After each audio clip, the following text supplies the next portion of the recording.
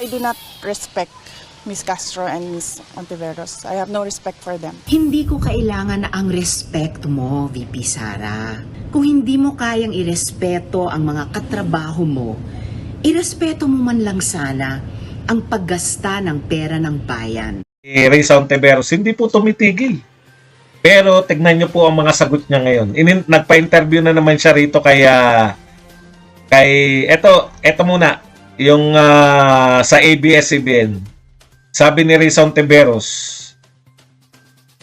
trabaho lang, walang drama, at kung respeto ang gusto mong pag-usapan, hindi yan personal sa ating dalawa. Bigyan ninyo na respeto yung Kongreso na nag-appropriate ng budget, at higit sa amin, bigyan nyo na respeto yung mamamayan na nagbabayad ng buwis na ginagamit ninyo. Alam mo, Risa Ontiveros, matagal ko na to sinabi, paulit-ulit ka eh. No? Kung ano-anong drama mo eh. Drama lang yan eh. Wala namang kahulugan yung mga pinagsabi mo eh. Taig mo pa si Lenny. Trabaho lang, walang drama. At kung respeto gusto mo pag-usapan, hindi yan personal sa atin dalawa. Anong pagkakaiba mo kay Lenny na bubuwagin mo ang pader, sisirain mo, dinilasin mo? Walang nakakabuisit na kayo. Wala kayong katotoran. Magsalita kayo ng normal. Trabaho lang, walang drama. Respeto gusto mo. Personal ba yan? Huwag natin pag-usapan sa atin dalawa. Respeto natin yung Kongreso. Respeto natin yung mamamayan. Ang hindi nyo nire-respeto, yung boto ng 32 million kay VP Sara Duterte. No? Binoto namin yan bilang Vice President. Susunod kami dyan. Kayo hindi. Hindi kayo sumusunod. Okay. Speaking, ito po ang mga sinabi niya sa interview niya kay anong pangalan nun, magandang babae, si ABS-CBN, Karen Davila. Ayan, si Karen Davila. Ang tanong ni Karen Davila, do you think there is technical malversation committed by the office of the Vice President because of this confidential fund? Hindi naman ganyan-ganyan yung pagkakatanong. Yan lang yung natandaan natin. Ito po ang sagot ni Risa Ontiveros. Tinype ko na rin para babasahin ko. Well, I'm not sure with technical malversation because there is technical requirements to prove that. Simple yung tanong, Sa tingin mo ba nag-commit ng technical malversation yung Office of the Vice President? I'm not sure. Hindi ka sure? Itong buong panahon na binabanatan mo, hindi ka sure? O, eto pa. Diba? Hindi siya sure kung nakakommit o hindi. Pero kung magsalita ka, ano ba yung mga sinabi mo nun? Balikan mo lang yung mga sinabi mo. Sinabi mo na lumalabag sa saligang batas. Kaya lang tignan lang natin may mga sinabi ka nung mga ilang panahon na yan ay labag sa saligang batas. Di ba? Yung pagka-transfer. Ngayon, hindi ka na sure?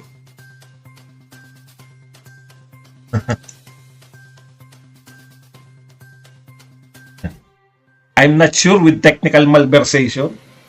Hindi ka pala sure. Anong dinadakdak mo? Hindi ko sinasabing huwag kang dumakdak. No? Hindi kita tinuturuan dahil senador ka. Pero senador kayo ng Pilipinas eh. Di ba? Kayo ay gumagawa ng batas. Anong uri kayo ng gumagawa ng batas kung simpleng mga probisyon ng batas hindi nyo maintindihan? Na bago ka mag-akusa sa isang tao, meron ka munang inaakusa? Alam mo yung tanong ni Karen Davila, nililid ka niya eh. Para maipaliwanag mo yung matagal mo ng yung pala, I'm not sure.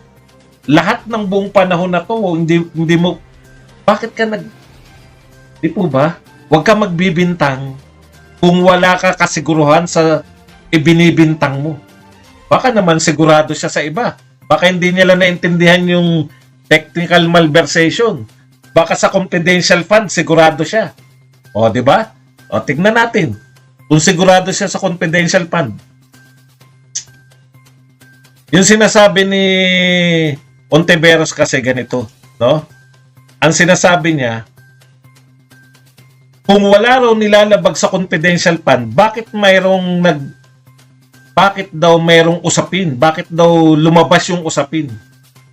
Kaya lumabas ang usapin dahil nilabas ninyo.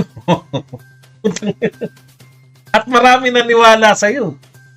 Paulit-ulit lang siya rin, no? Accountability, hindi raw maipaliwanag. Ano po ba kasi yung gusto nyong ipaliwanag? Paulit-ulit din tayo nagpapaliwanag. Paulit-ulit po rin natin sinasabi na naipaliwanag na eh. Di ba? Paulit-ulit. Ano ba yung gusto niyang malaman? Di ba sinabi na nga, ang confidential fund gagamitin kila Castro? Para patutunayan yung ugnayan nila. Narinig niyo po ba? Baka naman salita ako ng salita, wala pala nakarinig. Hindi ba? Pinaliwanag na nga na hindi po pwedeng ibulgar sa'yo yung confidential fund, pinagamitan ng confidential fund dahil hindi ka kasama sa binibigyan ng report. Pero may nagbibigay ng report, no? Bakit kinakailangan mong paliwanagan ka? Hindi ka naman kasama sa dapat pinapaliwanagan ng confidential report. Yun yung problema nito eh, no? Okay. Ituloy lang natin konting-konti lang po. Itutuloy lang po natin ng konti. Para lang po ma-diretso po natin. Siguro naman okay, ito po. And if you can't give that at the outset, then probably there's something not right. Or Tignan nyo Kung hindi raw may papaliwanag ni BP Sara, then probably there is something not right. Probably mayroong hindi tama. Tuloy pa natin. or maybe there's something wrong. Maybe there's something wrong. Ulitin lang natin ng konti yung parte na yun, Probably there's something not right. Or maybe there's something wrong. Tignan nyo, inaano nyo lang yung salita So, ang akusasyon niya, ito po ang akusasyon niya, maybe there is something not right. Hindi. Probably there is something not right.